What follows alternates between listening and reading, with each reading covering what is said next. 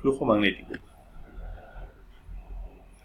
El flujo magnético es el conjunto de líneas de inducción magnética que atraviesan la superficie de un cuerpo sometido a la acción de un campo magnético. Este flujo magnético es una cantidad física escalar y se define como el producto escalar del campo magnético y el vector área. Debo señalar que el vector área viene a ser un vector perpendicular a la superficie. Bueno, el flujo magnético viene a ser igual al campo magnético multiplicado entonces por el área y por el coseno del ángulo φ, siendo este ángulo φ el ángulo formado por el vector área y el vector campo magnético. La unidad de medida en el sistema internacional viene a ser el Weber. Y veamos acá tres casos de cómo podríamos determinar el flujo a través de una superficie. Consideramos que tenemos una superficie plana de forma rectangular y la ubicamos en forma vertical frente a las líneas de campo magnético que tienen una dirección horizontal. Bien, en este caso, el vector área, como les decía, es un vector perpendicular a la superficie, por lo tanto va a ser un vector que es paralelo a la dirección del campo magnético. Quiere decir que el ángulo formado por el área y el vector campo magnético viene a ser nulo. Entonces tendríamos un flujo magnético máximo, como podemos observar, y este es igual a D por A. En un segundo caso, consideramos ahora que esta área o esta superficie se inclina ligeramente hacia la izquierda. Ahí la tienen. Nuevamente, las líneas de campo siguen en dirección horizontal hacia la derecha. El vector área es un vector perpendicular a la superficie y forma un ángulo tal como φ con respecto al campo magnético. En este caso, el flujo magnético va a estar dado como B multiplicado por A y por el coseno del ángulo φ. Para un tercer caso, consideremos ahora que esta superficie se inclina más aún hacia el lado izquierdo, quedando en forma paralela a las líneas de campo. Es claro observar que el vector área, que es perpendicular a la superficie, va a formar un ángulo de 90 grados con respecto al campo magnético. ¿Sí? Y es más, se puede observar que las líneas de campo van a pasar en forma paralela a la superficie, no logrando atravesar ninguna de ellas a través de esta superficie. Por lo tanto, el flujo magnético vendría a ser nulo. Enseguida, veamos un ejemplo. Tenemos una superficie de 3 centímetros cuadrados ubicada en un campo magnético uniforme de 0,2 teslas. Está formando un ángulo de 30 grados como se muestra en la figura.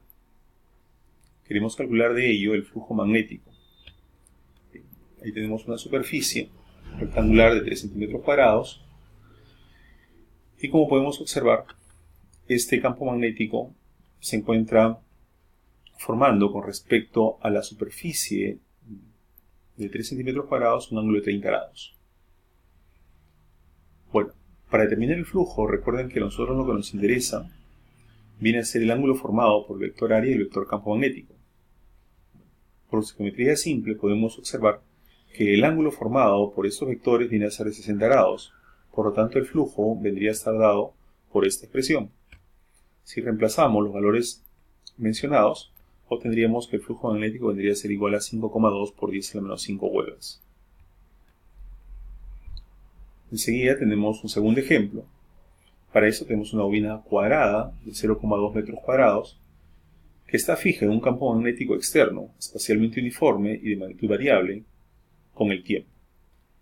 El flujo inducido en esta bobina como función del tiempo se ilustra en la siguiente figura, y de ella pues vamos a calcular en primer lugar la variación de flujo magnético en el intervalo de 6 a 8 segundos.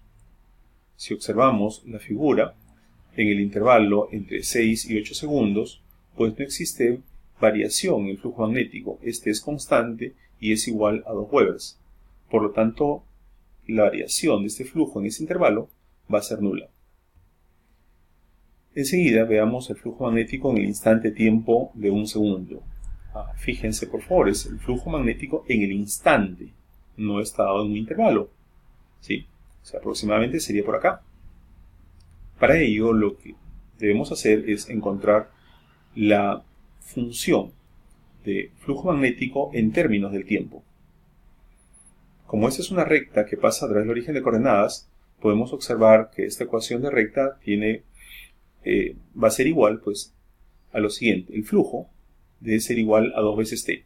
2 es la pendiente de esta recta, multiplicado por la variable tiempo. Y como pasa por el origen de coordenadas, su intercepto en él va a ser 0. Por lo tanto, el flujo magnético vendría a ser igual a 2t. Ese flujo magnético igual a 2t va a estar dado para el intervalo de 0 a 2 segundos.